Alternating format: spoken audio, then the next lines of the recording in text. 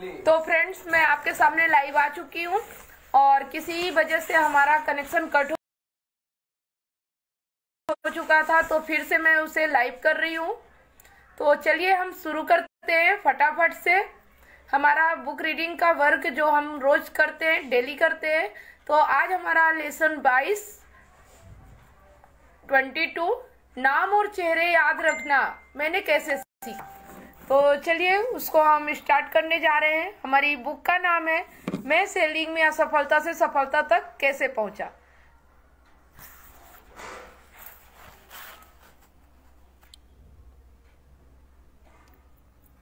आप देख सकते हैं और लेसन 22 नाम और चेहरे याद रखना मैंने कैसे सीखा। तो चलिए हम इसे स्टार्ट करते हैं।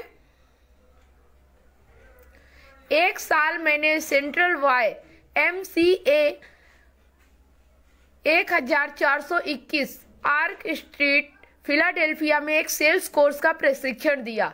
कोर्स के दौरान हमने एक स्मरण शक्ति विशेषज्ञ को बुलाया और उससे 3 रातों तक स्मरण शक्ति का प्रशिक्षण लिया। इस प्रशिक्षण से मुझे यह एहसास हुआ कि किसी आदमी का नाम याद रखना कितना महत्वपूर्ण होता है।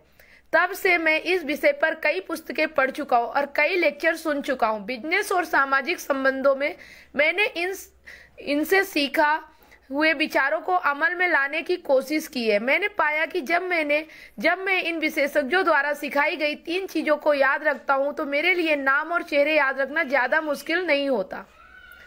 पहला है इम्प्रेशन, दूसरा है रिपीटिशन, तीसरा है एसोसिएशन। अगर आपको इन 3 नियमों को याद रखने में किसी तरह की मुश्किल आए, जैसे कि मुझे आई थी, तो इस छोटे से आसान विचार को जान ले ताकि आपके लिए इन्हें भूलना असंभव हो जाए। मैंने ईरा नाम के बारे में सोचा। IRA इन 3 शब्दों के पहले अक्षर हैं। आइए हम हर एक का विश्लेषण करने में कुछ समय दें। इम्प्रेशन, मनोवैज्ञानिक हमें बताते हैं कि हमारी अधिकांश स्मरण शक्ति की समस्याएं तो दरअसल स्मरण शक्ति की समस्याएं है ही नहीं, वे तो सिर्फ अवलोकन की समस्याएं हैं। मुझे लगता है कि मेरे साथ काफी हद तक यही समस्या थी। मैं किसी आदमी के चेहरे को तो अच्छी तरह से देख लेता था, परंतु आमतौर पर मैं उसके नाम को पूरी तरह से नहीं जान पाता था, या तो परिचय के वक्त में उसके नाम को सुनता ही नहीं था, या फिर मैं उसके नाम को ठीक से नहीं सुन पाता था। अनुमान लगाइए कि तब मैं क्या करता था। आप सही है, कुछ नहीं, मैं इस नाम को छोड़ देता था जैसे इस नाम का मेरे लिए कोई अर्थ ही ना हो। परंतु अगर सामने वाला व्यक्ति मेरे नाम की तरफ ध्यान नहीं देता था तो मुझे बुरा लग जाता था। अगर वह मेरे नाम में सच्ची रुचि लेता था, यह सुनिश्चित कर लेता था कि उसने इसे सही सुना है, तो मैं हमेशा बहुत खुश होता था। मैं इस पहले नियम के महत्व से इतना प्रभावित हुआ कि मैं यह सोचने लगा कि अगर मैं किसी का नाम ध्यान से और सही तरह से ना सुनूं तो यह एक अक्षम्य अशिष्टता होगी। आप किसी नाम को सही तरह से कैसे सुन सकते? अगर आप किसी के नाम को स्पष्ट नहीं सुन सकते तो यह कहना पूरी तरह से उचित होगा, क्या आप अपने नाम को फिर से बताएंगे? फिर भी अगर आप पूरी तरह से आश्वस्त ना हो तो यह पूछना भी उचित होगा, आई एम सॉरी, परंतु क्या आप इसकी स्पेलिंग बताएंगे? क्या सामने वाले व्यक्ति को इस बात का बुरा लग सकता है कि आप उसके नाम में सच्ची रुचि ले रहे हैं? मैंने तो ऐसा कभी नहीं सुना। तो नाम और चेहरे याद रखने में मुझे जिस पहली चीज ने मदद की वह यही थी कि मैं अपने आप को भूल जाता था और सामने वाले आदमी पर, उसके चेहरे पर और उसके नाम पर पूरा ध्यान केंद्रित करता था।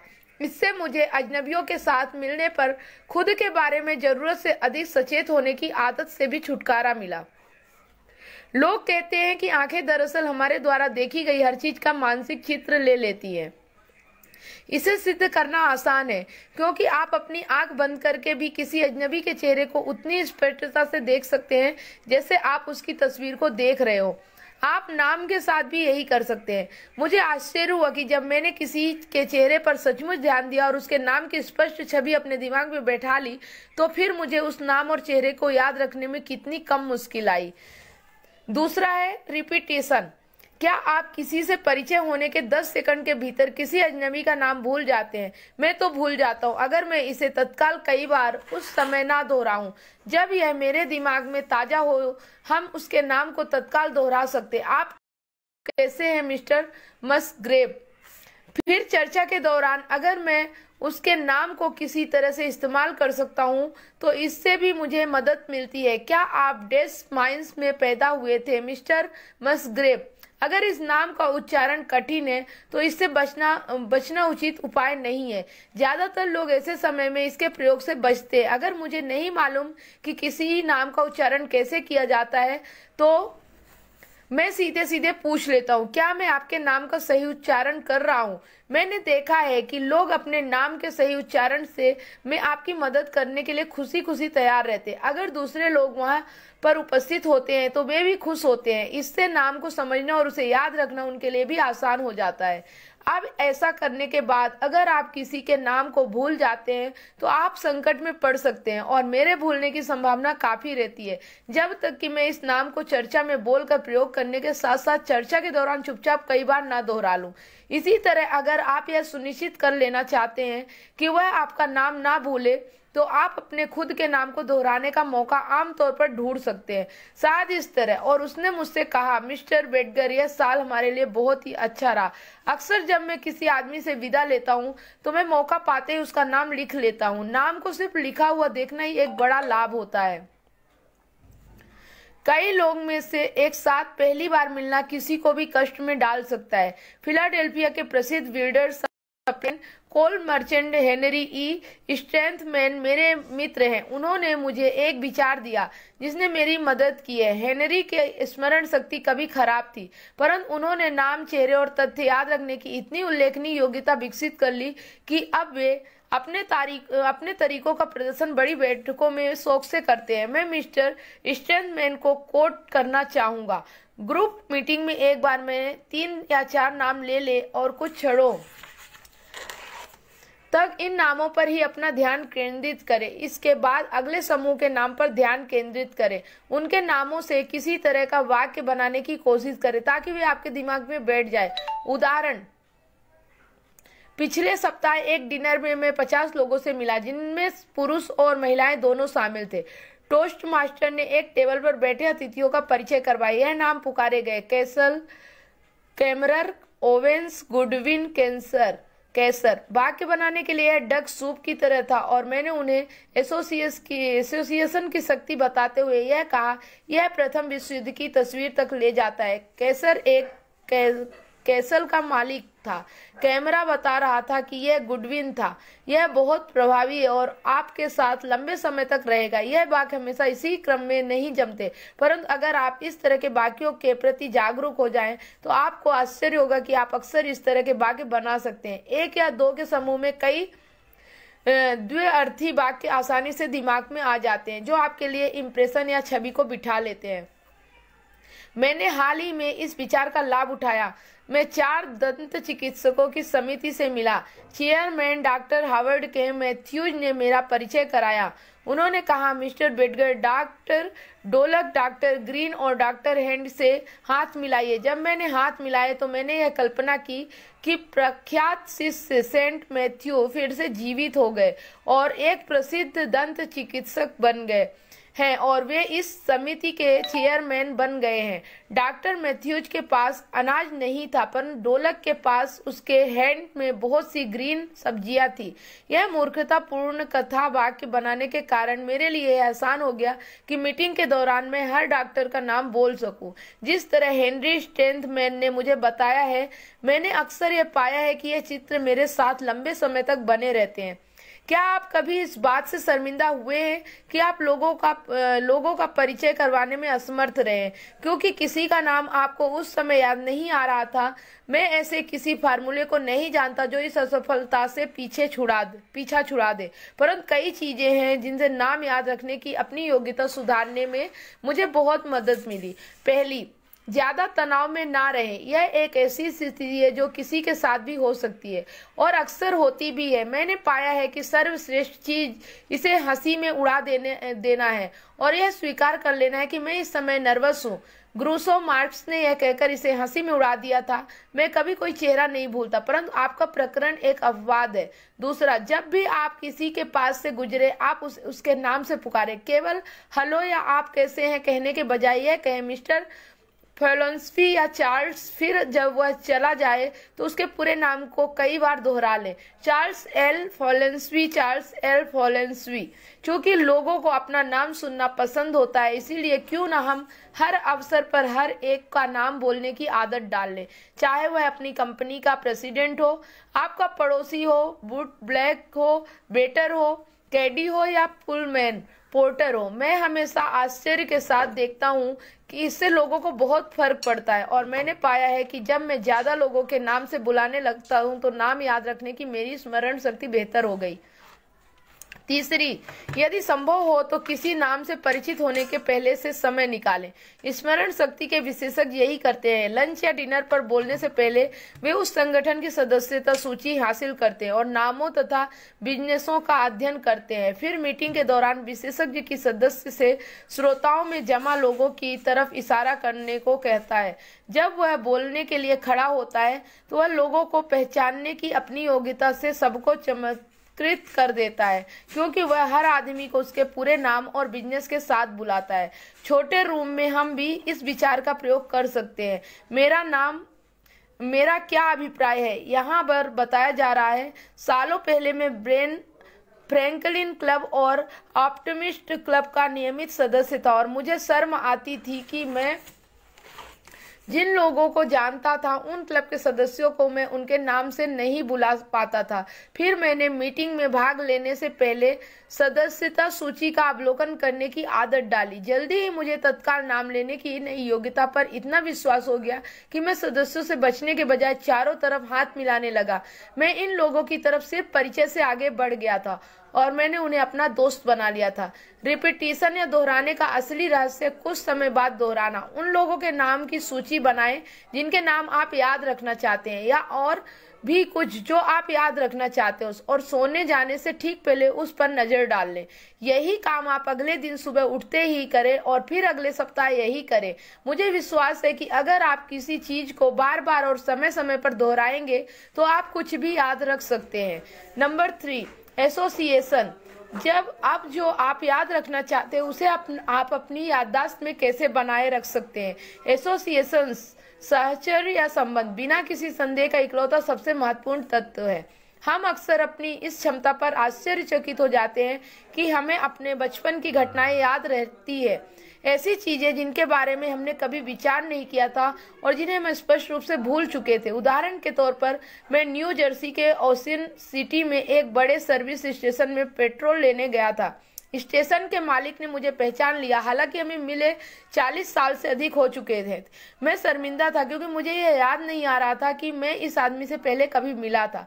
अब यह देखें कि एसोसिएशन की शक्ति किस तरह कार्य करती है।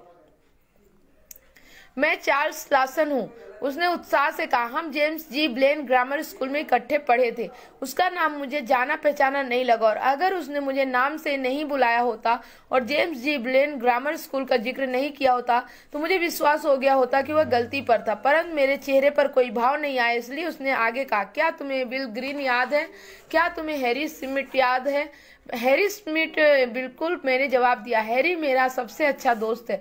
क्या तुम्हें वह सुबह याद नहीं है जब स्मॉल पॉक्स की महामारी के कारण ब्लेन स्कूल बंद हो गया था और हम सब लोग फेयरमाउंट पार्क गए थे और बॉल गेम में टीम बांटकर खेलते थे।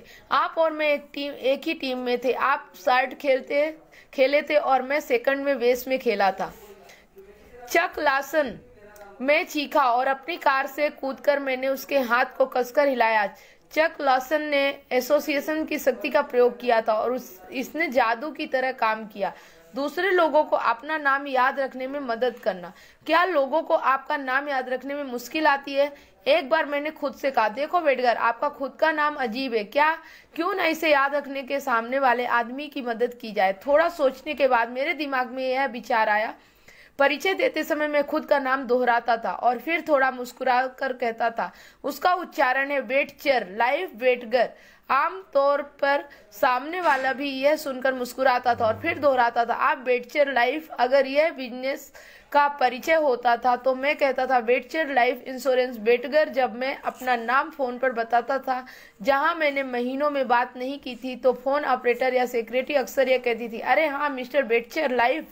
मुझे विश्वास है कि ज्यादातर लोग सचमुच आपका नाम याद रखना चाहते हैं और उसे याद ना रख पाने की वजह से शर्मिंदा होते हैं। अगर आप इसे याद रखने का कोई आसान तरीका सुझाते हैं तो उन्हें अच्छा लगता है। जब आप किसी ऐसे आदमी से मिले जिससे आप लंबे समय से नहीं मिले हो तो मैं सोचता हूँ कि हमें अपना नाम तत्काल बता देना चाहिए। उदाहरण के लिए, आप कैसे हैं मिस्टर जोन्स? मेरा नाम टॉम ब्राउन है। मैं आपसे अक्सर पेन एसी में मिला करता था। यह शर्मिंदगी का कोई भी मौका नहीं छोड़ता।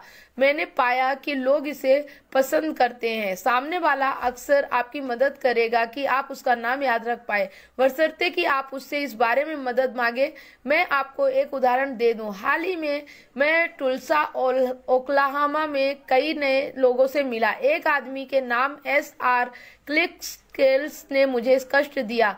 हमारे परिचय के रिव्यू से आपको पता चल जाएगा कि उसने मेरे लिए यह कितना आसान बना दिया। बेटगर, क्या आप नाम दोहराएंगे? अजनबी ने अपना नाम दोहराया, परंतु यह मुझे क्लिक टच जैसा सुनाई दिया। बेटगर, आई एम सॉरी, क्या आप इसकी स्पेलिंग बताएंगे? अजनबी, CLINKSCALES। बेटगर, क्लिक्सकेल्स, यह एक असामान्य नाम है। मुझे याद नहीं कि मैंने यह नाम पहले कभी सुना हो। क्या ऐसा कोई तरीका है जिससे मैं इसे आसानी से याद रख सकूं?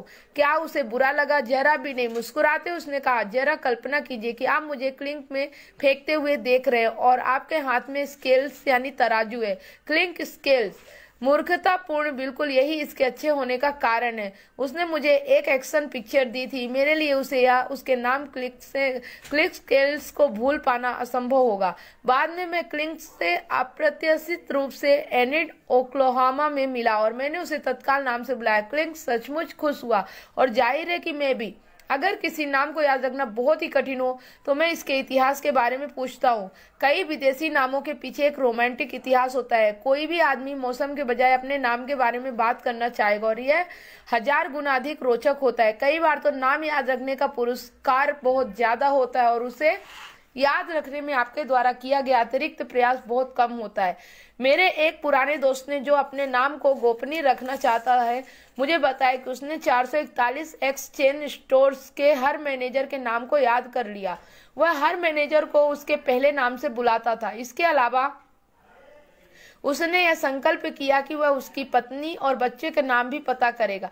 जब भी कोई नया बच्चा पैदा होता था या जब भी कोई बीमार होता था या कष्ट में होता था तो विल वहां पर यह देखने के लिए पहुंच जाता था कि वह क्या मदद कर सकता है।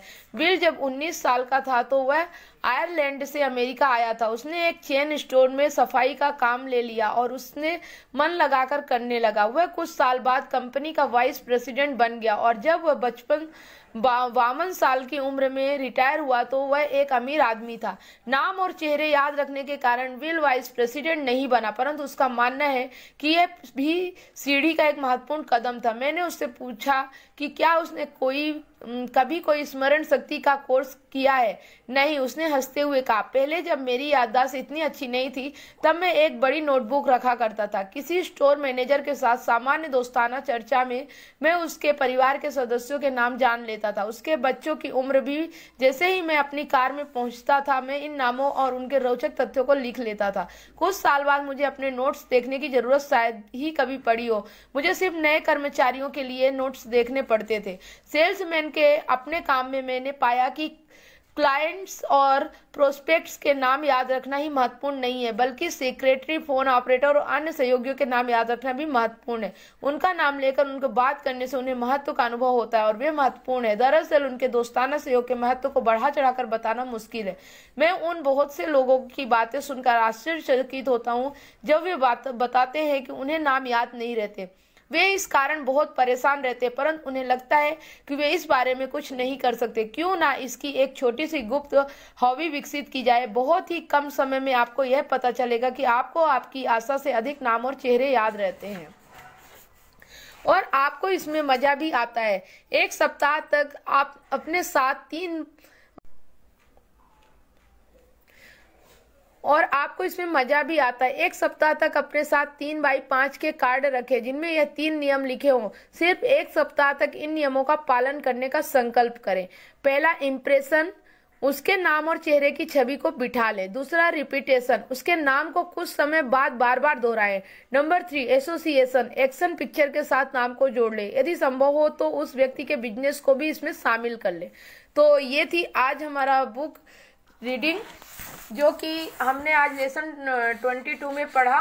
और मैं आपको बताना चाहती हूँ कि ये कमजोरी मेरी भी है कि मुझे चेहरे याद रहते हैं लेकिन नाम भूल जाती हूँ। तो ये मेरे लिए भी बहुत अच्छा है कि मैं समझ पाई कि किस कारण मैं नाम भूल जाती हूँ और मुझे क्या करना है ताकि मैं लोगों के नाम याद रख सकूं।